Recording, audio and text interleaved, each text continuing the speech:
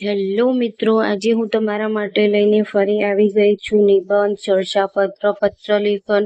એ પણ 3 ટોપિક ખૂબ જ અગત્યના ટોપિક્સ ઉપર છે, જે સંપૂર્ણ વિસ્તારપૂર્વક સમજૂતી સાથે કલરફુલ સ્લાઇડમાં આપ્યા છે. તો જોઈએ આપણે વિસ્તૃત નિબંધ સાયબર ક્રાઇમ.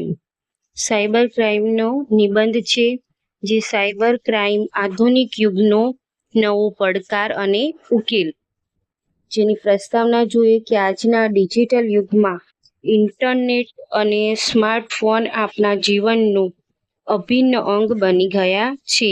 બેન્કિંગથી લઈને શિક્ષણ સુધી બધું જ ઓનલાઈન થઈ ગયું છે, પરંતુ આ સુવિધાઓની સાથે જ એક નવો રાક્ષસ પેદા થયો છે, જેને આપણે સાયબર ક્રાઇમ કહીએ છીએ.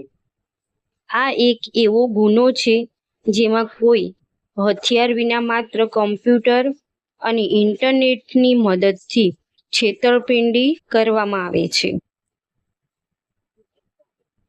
સાયબર ક્રાઇમના પ્રકારો અને અસરો. તો સાયબર ક્રાઇમના પ્રકારો.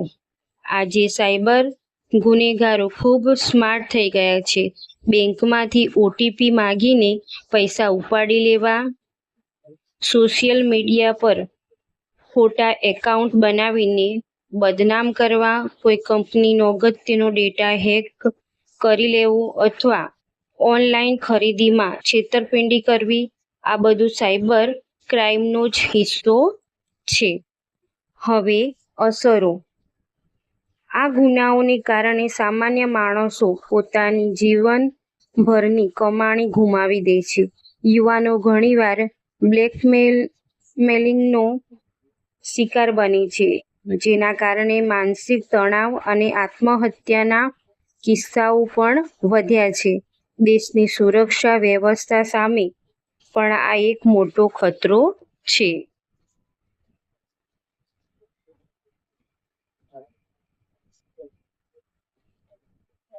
બચાવના સાયબર ક્રાઇમ સાવચેતી અને ઉપસહાર. તો બચાવના સાવચેતીના પગલાં.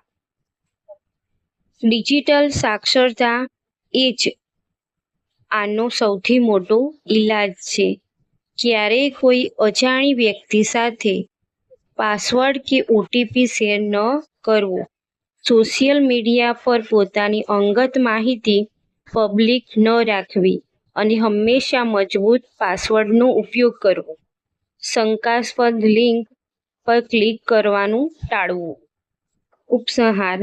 ટેકનોલોજી એ એક બેધારી તલવાર છે. તેનો સદુપયોગ આશીર્વાદરૂપ છે, જ્યારે દુરુપયોગ વિનાશકારી. જો આપણે સજાગ અને સાવચેત રહીશું, તો જ આ ડિજિટલ યુગમાં સુરક્ષિત રહી શકશું. આ હતો આપણો નિબંધ. હવે આગળ જોઈએ ચર્ચાપત્ર. ચર્ચાપત્રનું માળખું અને સંબોધન. વિષય છે શહેરમાં વધતી જતી ટ્રાફિક સમસ્યા અને માર્ગ અકસ્માતો અંગેનું ચર્ચાપત્ર પ્રકાશિત કરવા બાબત. હવે જમણી બાજુ લખવાનું છે કે અબક. સરનામું લખવાનું છે કે સરનામું પંક્તિ 1, સરનામું પંક્તિ 2, શહેર અને તારીખ. ને ડાબી બાજુ આવશે પ્રતિ તંત્રી શ્રી સંદેશ દૈનિક અથવા તો સમાચાર, ગુજરાત સમાચાર દૈનિક અને શહેર. પછી વિષય આવશે કે શહેરમાં વધતી જતી ટ્રાફિક સમસ્યા અને માર્ગ અકસ્માતો અંગેનું ચર્ચાપત્ર પ્રકાશિત કરવા બાબત. પછી સંબોધન લખવાનું છે કે આદરણીય તંત્રી શ્રી, આપના લોકપ્રિય અને નિર્ભીક દૈનિક સમાચાર પત્રની ચર્ચાપત્ર કોલમમાં મારો આ અગત્યનો વિચાર પ્રકાશિત કરી સંબંધિત તંત્રનું ધ્યાન દોરવા નમ્ર વિનંતી છે. હવે ચર્ચાપત્રનું મુખ્ય લખાણ અને ઉકેલ. તાજેતરમાં આપણા શહેરમાં ટ્રાફિકની સમસ્યા માથાના દુખાવા સમાન બની ગઈ છે. વાહનોની સંખ્યામાં થયેલા બેફામ વધારા અને લોકોમાં ટ્રાફિક સેન્સના અભાવના કારણે જાહેર રસ્તાઓ પર કલાકો સુધી ટ્રાફિક જામના દ્રશ્યો જોવા મળે છે. સૌથી ચિંતાજનક બાબત એ છે કે ઓવર સ્પીડિંગ અને સિગ્નલ તોડવાની લાઈનમાં દરરોજ ગંભીર માર્ગ અકસ્માતો સર્જાય છે, જેમાં નિર્દોષ લોકો પોતાનો જીવ ગુમાવે છે. આડેધડ પાર્કિંગના કારણે રાહદારીઓને ચાલવા માટે ફૂટપાથ પણ બચી નથી. ઉકેલના સૂચનો: ટ્રાફિક પોલીસ દ્વારા નિયમોનો ભંગ કરનાર સામે સીધો દંડ ફટકારવાની સઘન ઝુંબેશ ચાલવી જોઈએ. શહેરમાં પબ્લિક ટ્રાન્સપોર્ટ વધુ સુદૃઢ બનાવવી જોઈએ.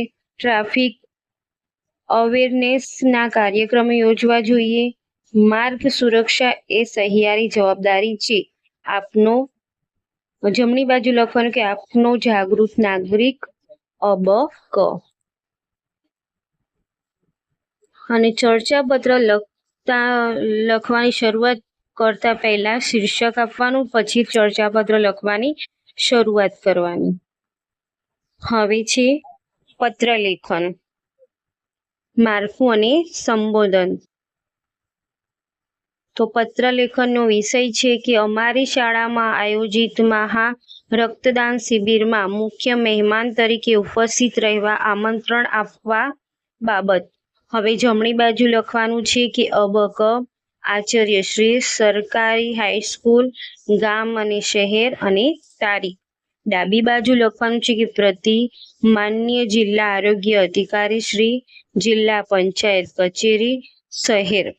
અને પછી વિષય લખવાનો છે કે અમારી શાળામાં આયોજિત મહા રક્તદાન શિબિરમાં મુખ્ય મહેમાન તરીકે ઉપસ્થિત રહેવા બાબત.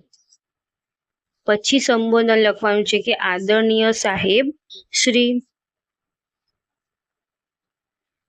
પત્ર લેખનનું મુખ્ય લખાણ કે સવિનય જણાવવાનું કે રક્તદાન એ જ મહાદાનના ઉમદા હેતુને સાર્થક કરવા માટે અમારી શાળા દ્વારા આગામી રવિવાર તારીખ 23/8/2026ના રોજ સવારે 9 કલાકે શાળાના પ્રાર્થના હોલમાં એક મહા રક્તદાન શિબિરનું ભવ્ય આયોજન કરવામાં આવ્યું છે.